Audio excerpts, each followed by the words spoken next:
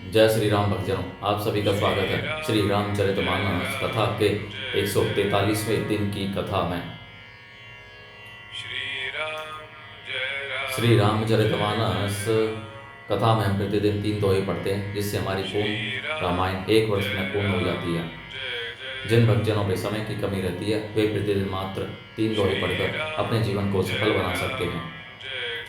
श्री रामचरितमानस श्री तुलसीदास जी द्वारा हिंदी अवधी भाषा में लिखा हुआ ग्रंथ है। इसके लिए संस्कृत के ज्ञान का होना आवश्यक नहीं है। इसे कोई भी व्यक्ति आसानी से पढ़ सकता है। इसी कारण इस ग्रंथ को जनमानस का ग्रंथ भी कहा जाता है।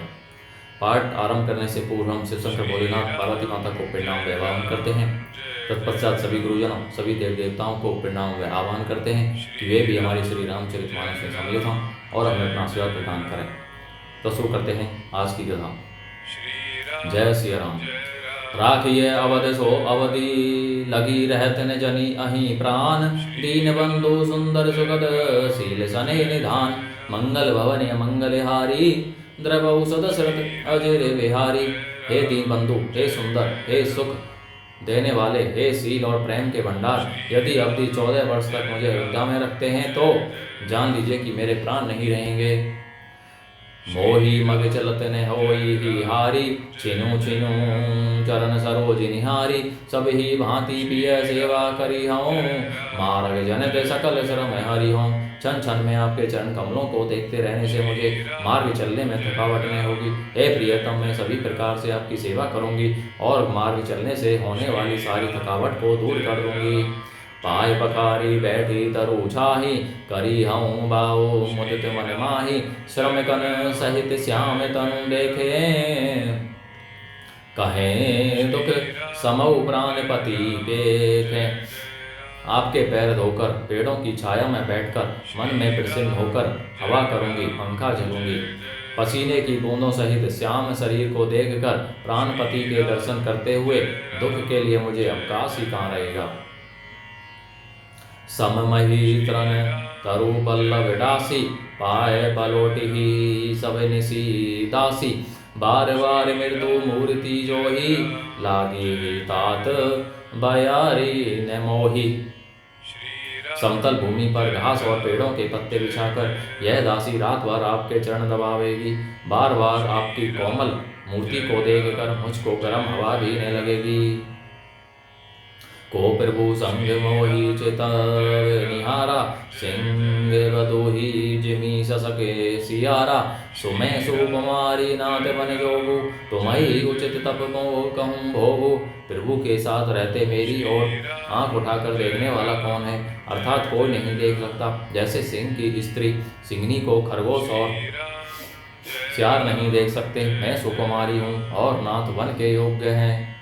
आपको तो तपस्या उचित है और मुझको विषय भोग। ऐसे ओ वचन कठोर सुनी जोने हृदय विलगान। तो प्रभु विषम वियोग दुख सही हई पावर प्राण। मंगल भवन मंगलहारी, द्रवौ सुदशरथ अजय विहारी। ऐसे कठोर वचन सुनकर भी जब मेरा हृदय ने फटा तो हे प्रभु, मालूम होता है ये पामर प्राण आपके वियोग का भूषण दुख सहेंगे। हस कही सिय विकल भई भारी, बचन वियोग ने सकी संभारी। देखी दशा रघुपति जिए जाना, हटी राखे नहीं राखे ही प्राणा। ऐसा कहकर सीता जी बहुत ही व्याकुल हो गई। वे वचन के वियोग को भी न संभाल सकी, अर्थात शरीर से वियोग की बात तो अलग रही, वचन से भी वियोग की बात सुनकर वे अत्यंत विकल हो गई। उनकी यह दशा देखकर श्री रघुनाथ जी ने अपने जी में जान लिया कि हठ पूर्वक इन्हें यहाँ रखने से ये प्राणों को नहीं रखेंगी। कहे ओ कृपाल भानु कुलनाथा, परिहरी सोचो जल हो बन साथा। नहीं विषाद कर अवसरो आजो, भेगी कर हो बन गवन समाजो। तब कृपालु सूर्यकुल के स्वामी श्री रामचंद्र जी ने कहा कि सोच छोड़कर मेरे साथ वन को चलो। आज विषाद करने का अवसर नहीं है, तुरंत वन गमन की तैयारी करो। श्री राम कौशल्या सीता संवाद। कही प्रिय वचन प्रिया समुझाई, लगे मातु पद आशीष पाई। बेगी बिरजा दुख मेटव आए, जनने निठुर बिसरि जनी जाई। श्री रामचंद्र जी ने प्रिय वचन कहकर प्रियतमा सीता जी को समझाया। फिर माता के पैरों लगकर आशीर्वाद प्राप्त किया। माता ने कहा, बेटा जल्दी लौटकर बिरजा के दुख को मिटाना, और यह निठुर माता तुम्हें भूल न जाए। फिरी भी दशा विधि बहुरी की मोरी, देखी हूँ नयन मनोहर जोरी। सुदन सुगिरी तात कब होई, जननी जियत बदन विधु जोई। हे विधाता, क्या मेरी दशा भी फिर पलटेगी? क्या अपने नेत्रों से मैं इस मनोहर जोड़ी को फिर देख पाऊंगी? हे पुत्र, वह सुंदर दिन और शुभ घड़ी कब होगी जब तुम्हारी जननी जीते जी तुम्हारा चांद सा मुखड़ा फिर देखेगी। बहुरी बच कही लालू कही, रघुपति रघुवर तात। कभी बुलाई लगाई है, हर्षि निरखी हूँ गात।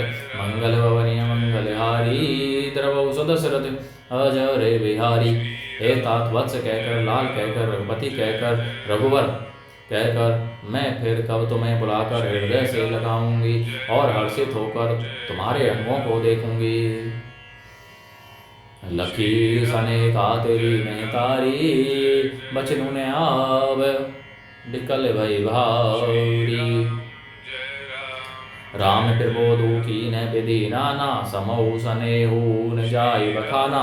यह देखकर कि माता स्नेह के मारे अधीर हो गई हैं और इतनी अधिक व्याकुल हैं कि मुंह से वचन नहीं निकलता, श्री रामचंद्र जी ने अनेक प्रकार से उन्हें समझाया। वह समय और स्नेह वर्णन नहीं किया जा सकता। तब जानकी सासु पग लागी, सुनिए माय में परम अभागी। सेवा समय दे बनो दीन्हा, मोर मनोरथ सफल ने कीन्हा।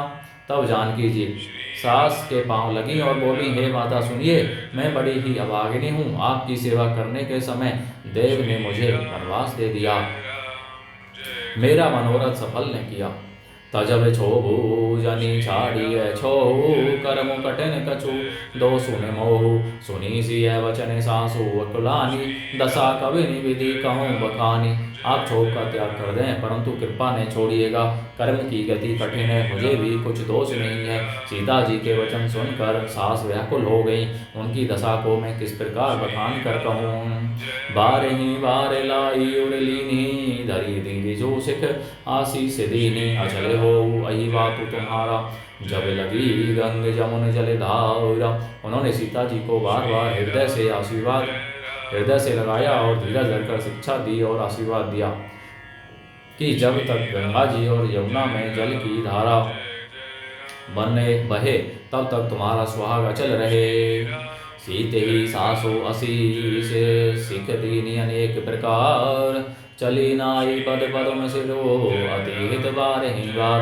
मंगल भवन मंगलहारी, द्रवौ सुदशरथ अजर बिहारी। सीता जी को सास ने अनेकों प्रकार से आशीर्वाद और शिक्षाएं दी और वे सीता जी बड़े ही प्रेम से बार बार चरण कमलों में सिर नवाकर चली। बोलो जय सिया रामचंद्र की जय। शिव शंकर भोलेनाथ जय, पार्वती माता की जय। सभी गुरुजनों सभी देव देवताओं की जय।